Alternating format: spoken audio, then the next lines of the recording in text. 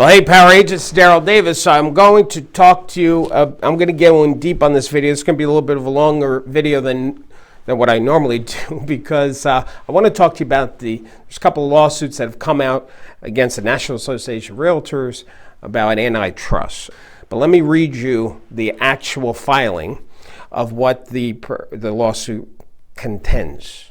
I'm not an attorney, so forgive me if I use the wrong language. Anyway, says that the National Association of Realtors violated federal antitrust law by conspiring to require home sellers to pay buyers' commissions at inflated rates. Okay, let me just break down that because it's so not accurate.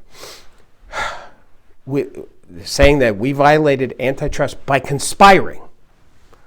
We didn't conspire. There's no conspiring. We didn't all get together in a big room and say, all right, gang, here's what we're going to charge. Here's the listing fee. Here's this.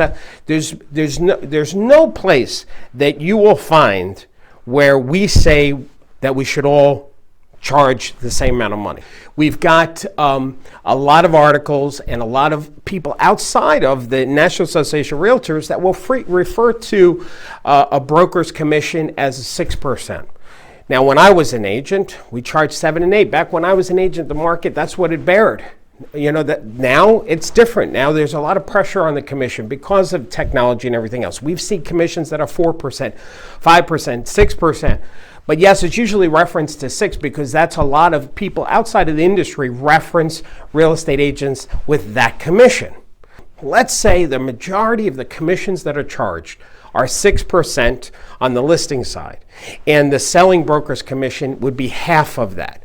Well, that is what the market bears. That's why that might be why it's a popular number. For example, in my area where I live, there's at least 5 pizzerias that I can order a pizza from. Now, these 5 pizzerias, I'm going to pay somewhere between $12 to $14 for a pie. Does that mean that all the pizzerias got together in my area and said, hey, we're going to come up with a price and we're going to price fix our pizzas? No, this is what the market is willing to pay for a pizza. That's how they come up with the price. Now, you might have a pizzeria that says, you know, we're going to charge $25 because we're going to use special tomatoes and special bread and whatever. It'll be up to the market to determine whether they're willing to pay $25 for a pizza when I can buy another pizza that's pretty close to for $12. I'm going to suggest a pizzeria is not going to be around. So here's my point. We didn't conspire. The market dictates what an agent can charge. And here's what I can tell you. Because of other things that's been happening with our industry, there has been pressure on the commissions. And so because of that, the market has put the pressure on. And so therefore, agents are being more flexible, coming down on the number that they would like. Okay, that's first. So we're not conspiring. Whereas, by the way, let's talk about conspiring. If we're going to talk about that, the National Association of Realtors is conspiring, which you can't find anywhere on the website where it says this is what agents charge. But let's just look at another industry. Attorneys, being that attorneys are bringing this lawsuit. So I looked at the American Bar Association. I went to the website. And as you probably know, attorneys can charge one of two ways. They can either charge hourly rate, or they can charge a contingent fee, which is essentially commission, based on what's won. Okay. Well, I'm going to read you word for word what the American Bar Association says about what attorneys charge. All attorneys that are part of the American Bar Association, you know, like the National Association of Realtors, then you have the American Bar Association, right? So on their website, here's what they said.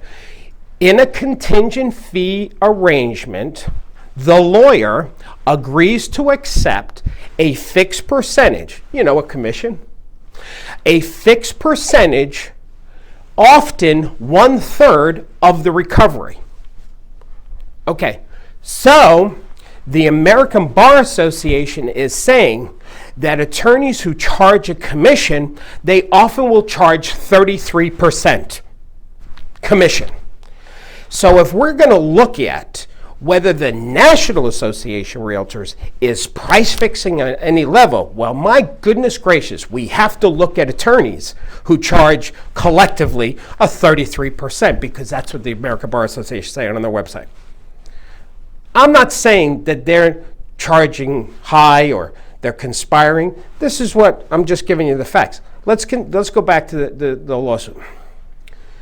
The antitrust law, we're breaking the antitrust law by conspiring. There's no conspiring, but okay, conspiring to require home sellers to pay. We're not requiring homeowners to pay anything. This is the fee that we charge. An agent comes and says, this is a fee I'll charge, and another agent will say, well, I'll try and beat that agent, so maybe I'll offer less. And so, but the homeowner has the choice. We're not requiring them. We don't have a monopoly on real estate, because the homeowner has choices. They can go to a flat fee broker. They can go to a discount broker who charges even less because you get less service. You can go to a tier broker. You can go to online, like other companies, I don't want to mention their names, but other companies that that a homeowner can be a FSBO and not pay any fees. There are plenty of other choices for a homeowner. Now, are realtors the largest industry where we get a lot of business? Yes, just like Coca-Cola, Pepsi. There's also no frills cola. There's uncolas. There's a lot of different sodas. And yes, Coca-Cola is pretty big. They have a big market share, as so does Pepsi. But there's no price. A consumer has choices of what cereal to buy, what bread to buy, what soda to buy, and what real estate company and model they want to go with. So we don't require them anything. This is what we charge, and they decide if it works for them. Here's the next thing. We require home sellers to pay buyers' commissions at an inflated rate. This is so wrong. An inflated rate, and that we're forcing the homeowner to pay the buyer's commission. We're not. That's not what happens at all. What happens is the homeowner, after they've interviewed agents, they decide if they're going to hire an agent. Then the agent charges a commission that the homeowner knows up front. And if the homeowner doesn't want to do that, then they don't hire that agent. But if they decide to hire that agent, and let's say, I don't want to use 6% because people say, oh, I'm price fixing antitrust law. So let's go with just a made up commission, like 33%. So let's say that I'm an agent and I say to the homeowner, my contingent fee, my commission is 33%, so you'll pay me 33%. Now, I decide as the listing agent what percentage I'm going to pay out to the selling broker. Now, if I've got a house that needs extra work, I may pay out more than what the average might be, what the market is bearing. Again, like the pizza. So if you've got a listing, and this is why I tell agents, you should not just automatically just do what the norm is in your market. You know, if the norm is 50%, don't pay out 50%. If you've got a listing that doesn't need a lot of help from other agents, then pay out less than 50%. Pay out 40% or 30%, whatever. Pay out less so that way you can sell it in-house, manage both sides of the transaction. It's better for the homeowner. Now, if you've got a listing that the homeowner just went way over on price, they're not taking your advice, you need extra help, then maybe you'll pay out more to the selling brokers. So the point here is it's all negotiable, and the homeowner's not being forced to do anything. Now, let's just address this inflated rate, where it says the homeowner's being asked to pay an inflated rate to the selling office, to the selling broker. Again, they're not paying to the seller. The listing agent is paying to the selling broker. But let's put that to the side. Let's say the selling broker is charging an inflated rate. They're getting paid a ridiculous amount of money. Well, let's see. What do we see that the selling broker's commissions are? We've seen 1.5%. We've seen 1%, but 1.5%. We've seen 1.75%, 2%, 2.25%, 2.5%. I can keep going on. Yeah, I don't see fixed rate. I see a lot of difference. But let's say it seems the sweet spot because the price of the pizza is around 2.5%, 3% to the selling broker. So is that an inflated rate? Let's go with the high end, 3%. And let's see, an attorney, 33%. Wow, I don't know. Is 3% inflated? Oh, I'm sorry, am I comparing to an attorney that perhaps an attorney does a lot more and so they should get paid a higher percentage? Well, but it's all relevant, isn't it? Usually when an attorney would charge 33% on a lawsuit and they win millions of dollars for the client, 10 million, 20 million. I don't know, is 33%, 20 million, is that justified? That's a lot of money, I think. I don't know. See, when it's a percentage, the more the client makes, the more the realtor, the attorney makes. So percentages are fair because there's a vested interest in the success of the outcome. So we don't look at the total, but we look at 33% and so I don't think 3% is really an inflated rate. Plus, let's mention, just to be clear about this, that the agent is a business person. They're self-employed business person. Just like anybody that runs a business, that agent is spending money out of their pocket to manage their business, their dues, their gas, their advertising, their promotion. They're driving buyers around. There's a lot of money that they go into pocket. Nobody's paying them their health insurance or their E&O insurance. They are a business person. And I'm going to tell you something. I don't know any business where the government tells the business that they're charging too much and this is what they should charge. I don't see the government telling a pizzeria owner what they should charge their pizzas for, or what an attorney should be charging a client. We all make our own decisions as business owners. What's fair to us? And then the consumer has the choice of whether to do business with us or not. So to say that realtors who are spending money out of their pocket, working, busting their butt with no guaranteed money, to say that 3% is inflated, to me is ridiculous. And by the way, I'll just say one other thing. There's been study after study that shows homeowners who sell on their own versus ones that work with an agent paying this inflated commission. When all the numbers are done, the homeowner who's paying that broker that commission actually nets more money in their pocket than the for sale by owner who did it without the help of an agent, not paying any commission. So this is a bad place to go for any attorney or the government to go down this, to start to try and regulate what business owners should charge the consumer for the product that they sell, the service that they sell. Nobody's telling a contractor what they charge in putting a roof on or adding an extension on or anything like that they're charging too much, and it's not fair. It's absurd. This whole thing is absurd. But anyway, now let me just cover some of the other points that they have in their lawsuit about to justify the lawsuit. And I'm just reading my notes here. They said that the homeowners are being pressured to pay this selling broker's commission, which again they're not, but they're being forced because if they don't pay a high fee, that the other agents aren't going to show the property. Well, that's not true.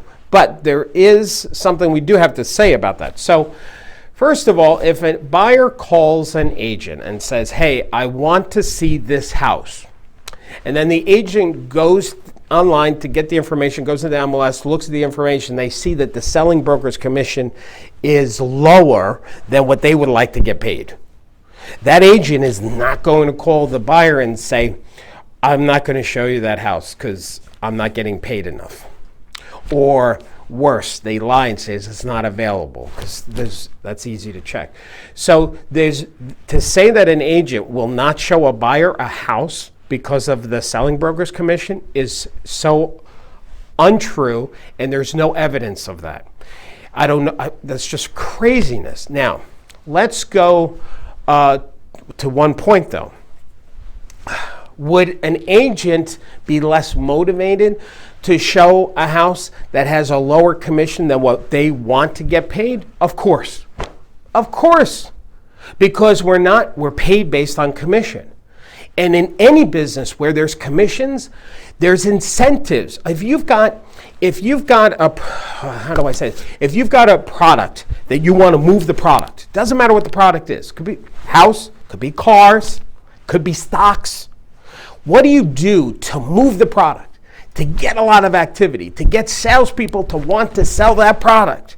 Well, you make sure you price it well and you give an incentive. So, for example, in the stock brokerage world, some stockbrokers are paid incentives when they sell certain types of stocks, or companies, online companies like Fidelity, TD, they have, when you buy their product, their mutual fund, there's a little bit of kick on the bonus. So that kind of guides the salespeople. You're going to get a little bit more if you sell one of our mutual funds. Or let's say you've got a car, you got a car dealership, they got a car, they want to move the car. What do? They give the salespeople a little bump and a bonus in selling that particular car. Even the consumer gets an incentive where they pay 0% interest rates, or they pay for a certain period of time, or they get cash back on buying the car. So anything when you're selling it, part of doing that is a marketing thing to give an incentive out there to bring more people to it. So yes, if you've got a house, you've got two houses that are in the same school district and they're similar, because it's very rare that there's only one of a kind house. You see, there's going to be competition to houses. So what does a homeowner need to do to be more competitive with one of those competing houses? They've got to stage it. They've got to price it aggressively. They've got to give an incentive to the other salespeople. That's what you do when you're selling anything. And here, watch this. Let's say, this I know is true about attorneys. If an attorney has a full calendar of cases, and two more cases come to them, they're both going to be 100 hours. One is going to be a billable hourly rate. The other one is a contingent of 33%, and that case looks pretty good. The return on that's going to be higher. Which case do you think that attorney, if they've got one spot left, which one do you think they're going to take? They're going to take the one that's going to give them the highest return for their time invested. Why? Because that's how business works. Why? Because a salesperson needs money to feed their family, send their kids to college. This is how it works. There's nothing wrong with offering a higher commission to a selling broker to get more activity. What now? The homeowner benefits because it sells quicker. And let me tell you, when you've got several agents trying to sell that house, there's more buyers, and if the best thing that can happen because of the increase in activity that you have not one, but maybe two or three buyers that want that house because all the agents were showing it so much, guess what? The homeowner in that scenario, because they paid a little bit more incentive out, they're actually going to net more money because the house is going to sell more because of created demand. My goodness. Here's another thing they say in this lawsuit, that in other parts of the world, and by the way, Rob Ham, I'm gonna quote this guy, Rob Han. He was interviewed in Market Watch. Rob Han is a real estate consultant for 7DS Associates. It's the name of his firm. And he concurred with this. And with all due respect to Rob, I disagree with him. So the lawsuit is also saying in the UK, in Germany, Israel, Australia, New Zealand, they have a scenario where the buyers actually pay the fees to their agent and the sellers pay the fee to their agent.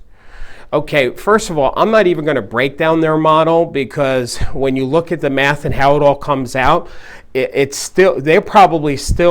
everybody's paying more money out to the salespeople than probably here in the United States. But I'm not even going to go there, because to use what other countries are doing is just, and for Rob to even support that is absurd. I mean, because I researched this, attorneys in Israel, you know what they don't do a retainer agreement. It's very rare.